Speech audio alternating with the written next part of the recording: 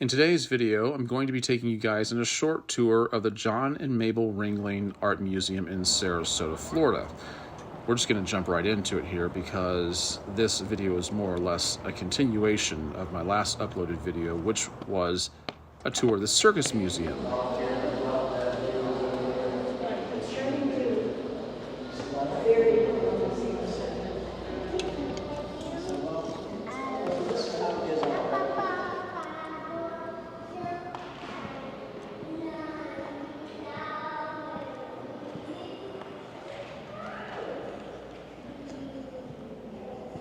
I can tell you it feels really cool in here. That's a nice break from what it's like out there, but this place is magnificent. I can't even put into words how much I like this place.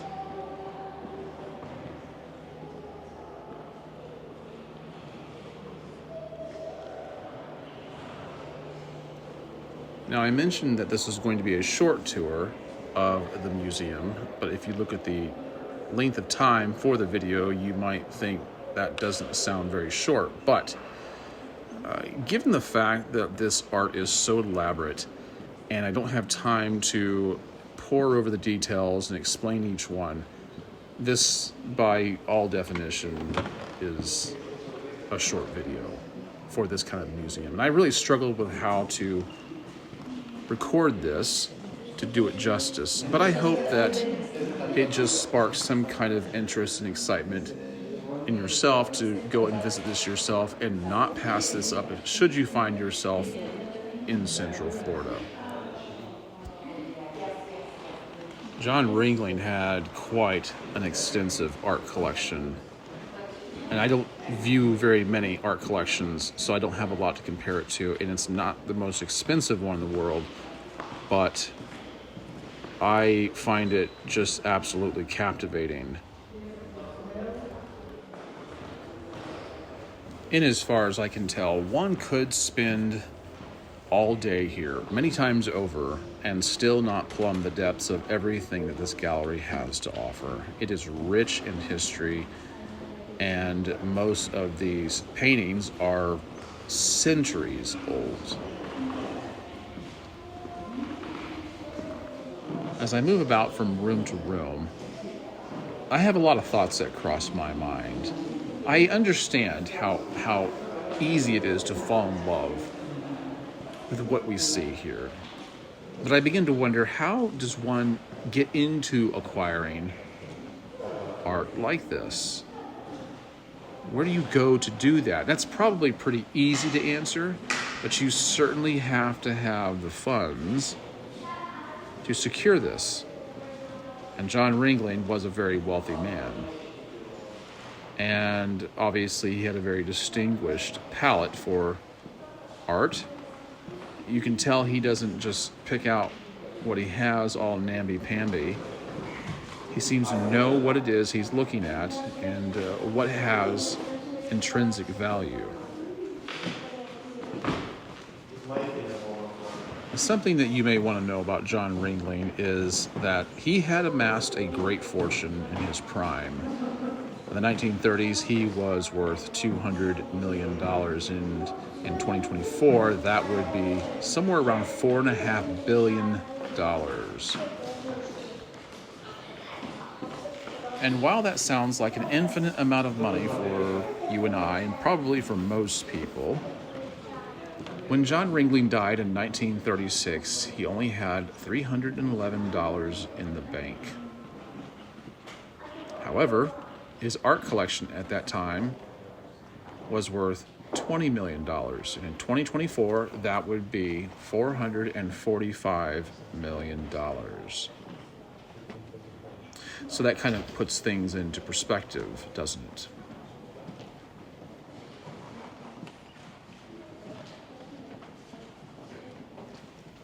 As we press our way through the rest of the gallery, I'm probably not going to be remarking a whole lot on anything. I just want you to enjoy this as peaceably as you can without my interruption.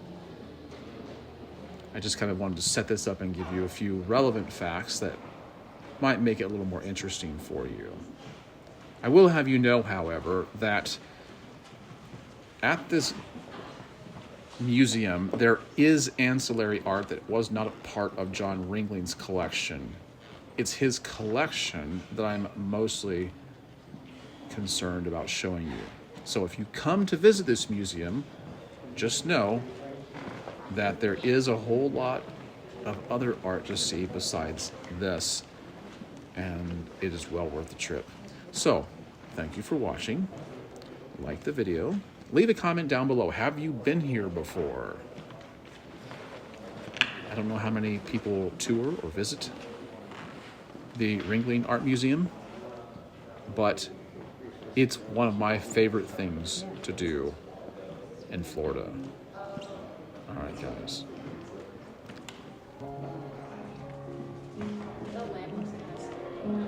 Yes, it's a little too stuffy.